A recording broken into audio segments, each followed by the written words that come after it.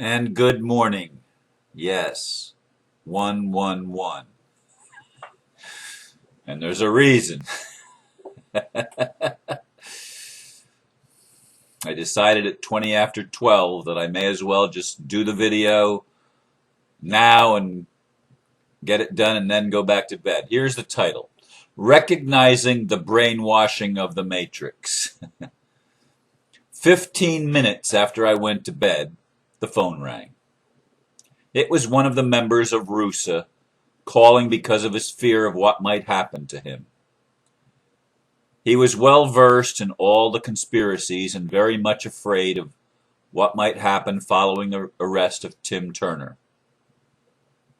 We talked for a while and I promised to follow up with him. When I went back to bed, I could not sleep. I kept thinking about he, like so many, is brainwashed to think the dark forces are the most powerful. Religion has played a major role in this mind control. Many are taught that the devil, Satan, is the god of this world, and prophecies of tribulation and catastrophe must happen before the kingdom of heaven can be established on earth. It's a warfare mentality that has the potential to become self-fulfilling prophecy, unless enough of us wake up and recognize the brainwashing of the Matrix. And I need to correct a little letter here that I typed the wrong letter, so I'll fix that right now. Whoops, and that needs to be all caps. All right, so we save it. Okay. Yes. It's funny because I opened one of my inboxes, my Love Bridge inbox, and to a Awakening Circle email talking about this month's discussion group that will happen not tonight, but tomorrow night, Friday night. And the topic is, whose God will win? That's just one of the topics we will broach. Our forefathers assured us that we would have the right to the pursuit of happiness and religious freedom. Where does spirituality fit into this equation? We will tackle these topics and how all these fit into the equation that may indeed prove to be a factor determining our future. God plus happiness plus religious freedom plus spirituality equals the unknown. Or does it? That's our discussion for Friday night, and it's probably going to be he says this month's may prove one of the liveliest in our 2.5 years. This is part of my spiritual enlightenment circle. They have the first Friday of each month. They have the Awakening Circle. That's been going on for 2.5 years. By the way, in that group, over half the people are members of RuSA, and several of them hold offices in RuSA.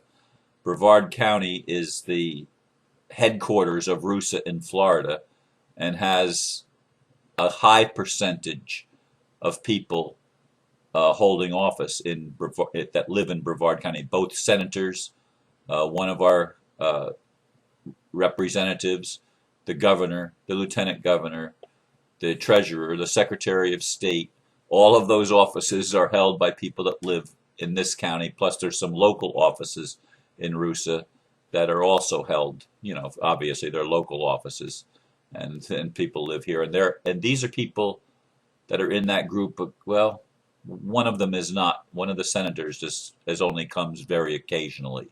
The others are pretty regular. But anyway, what I wanted to focus on and what I couldn't sleep about is this conversation triggered all of the fear of the executive orders of Obama and martial law, and we talked about Alex Jones and all of the things that the dark side is planning to maintain their control. Now, these people, including this gentleman, are Christians. But they're Christians that have been brainwashed to believe that the power in this world is held by evil. not by good. These are people that do not understand spirituality because they've been brainwashed by religion. It doesn't just happen with Christians. It happens with certain Jews. It happens with most Muslims, all the fundamentalist Muslims. It happens with Hindus and Buddhists, maybe to a lesser degree in some of the Eastern religions, but I'm not as familiar with all of the dynamics in those as I am with some of the others. The Muslim faith, I'm familiar with that only because our media puts so much emphasis and scapegoats Muslims as if they're the bane of the world. And that's just simply not true. I have great respect for for the Islamic faith, and for Muhammad. I mean, he was a man, a prophet, who honored others of the book, and for a long time, until the Christians started all the trouble, the Muslims got along very well with the Jews and the Christians. They were not at war with them. And I've said that before, and people need to understand the history. The Muslims contributed a great deal to human culture. Mathematics came from the Muslims. And during the time that the Christian world was in the Dark Ages, the Muslims were in their period of enlightenment. And the awakening was happening in the Muslim community. So while the Christian community was in great darkness, the Muslims were in great light.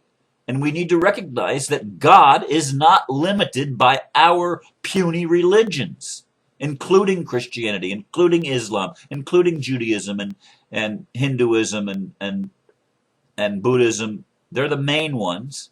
They're the main religions of the world, those five. There are many other minor religions, but those five are the major ones.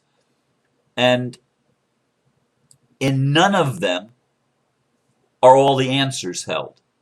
There has to be freedom of religion because every religion has made its contribution to our understanding of the whole game of life. All of them have high spiritual values embedded in the religion. All of them also have errors embedded in them. That's the matrix. That's living in duality. The prophets all wrote with filters through what they understood and what they were able to receive and able to communicate. That's simply the way it is. And we have to reframe our thinking and start thinking holistically if we're going to avert the doom prophecies that have come from Nostradamus and others. Yes, that is the potential. But understand that it is potential. Understand that consciousness creates the experience. It creates the reality. And collective consciousness has a great influence on what happens in each individual's experience and, of course, on the collective experience of humankind. Now, just as the Illuminati and the so-called dark forces, a relative minority, I mean, way less than 1% of the world's population, has controlled things for a long time. The god of this world, okay? Satan, the god of this world. They've controlled things because people were asleep. Now we're waking up. We've shifted everything. And a small percentage of the people that are awake, enlightened, and embracing the whole and doing the shadow work and recognizing that everything that's in the macrocosm is also in the microcosm. Everything that's out there is also in here. It's in me. And that allows me to be compassionate. That allows those of us that embrace the whole to be compassionate. But that's spirituality. Religion doesn't embrace the whole. Religion thinks that my way is the only way. My way is the right way. My prophet is the only prophet. My God is the right God. So it's a war between Allah and Jehovah and Jesus and Krishna and Vishnu and Kali and, name the gods. There's only one. There's only one creator of all that's in all and through all creation. When you understand that, that's the foundation of love. That is the God that says God is love. In the New Testament, it says God is love. God is good. God, good, good, good, Gott, gut, good. German, good, good. Yeah, God is good. And God is more powerful than the evil. The evil is simply the absence of good, or it's the antithesis of the light. It's not that darkness has any power of its own. It's not that evil has any power of its own. It's just the absence of light. It's just the absence of understanding the good. When you know the truth that we are all one, then, my God, you are able to love. When you don't understand that, you're not able to love. But we who are seeing this now are the ones that are exercising the power and averting the cataclysm. I want you to get that. We don't have to go through all of the martial law and the World War III and all of these fear-mongering things that are in the news that the old paradigm is still trying to push on everybody and doing their fear porn crap. We don't have to live there. We don't have to dwell in that energy. We can embrace that, and when we do, we enter into the experience of knowing God as God is. God is all and in all. It has nothing to do with your religion. That doesn't mean that we're not going to honor your religion. If that's where you need to be in your path, we're going to honor that because we recognize that everybody has their own time period and their own journey of awakening and their own lessons to be learned and their own things that they need to remember and reintegrate into themselves to become whole. We understand that. We, those of us that are embracing all of life, we're looking at it and we're saying it's all real. It's not an illusion. It's all real experience. And we're not sinners.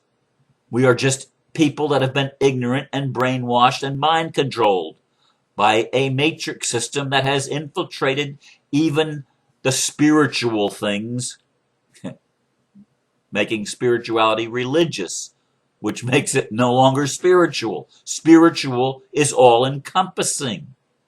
It doesn't have a religion because it embraces all religions.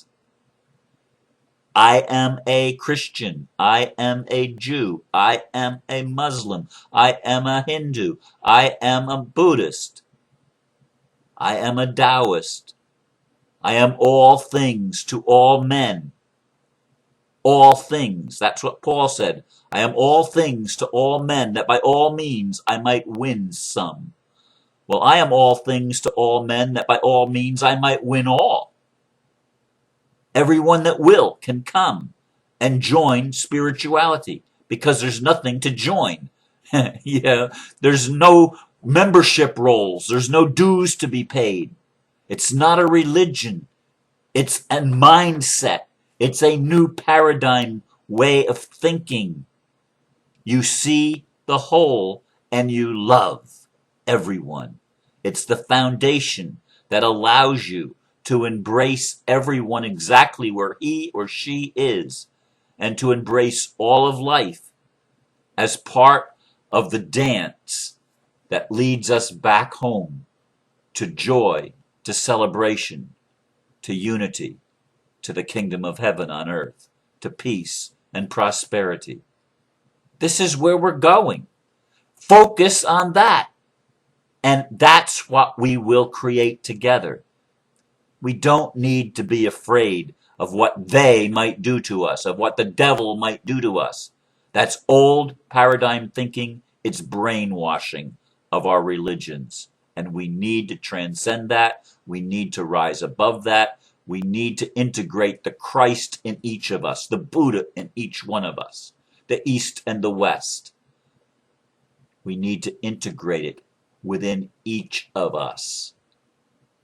We each need to become prophets and seers and have a personal, mystical relationship with the living God. That's spirituality.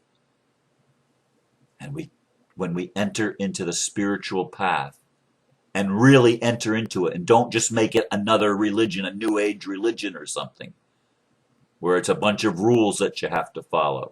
It's not a bunch of rules, but there is an ethical standard. The standard is love God with all your heart. Seek first the kingdom of heaven. Seek first the higher things. Then all the lower things will be added to you. But the other part of that, love God, is love your neighbor as you also love yourself. And you don't allow your religions to heap guilt trips on you all the time like I did most of my life. You don't need to go that way. I went that pathway and it doesn't work. It's a dead end. I just have a couple more things in closing to clear up. One, somebody said, how can you have short hair one day and long hair the next day? It's called a ponytail. See? It's called a ponytail. Now I have short hair, right? Now I have long hair, right? It's a ponytail.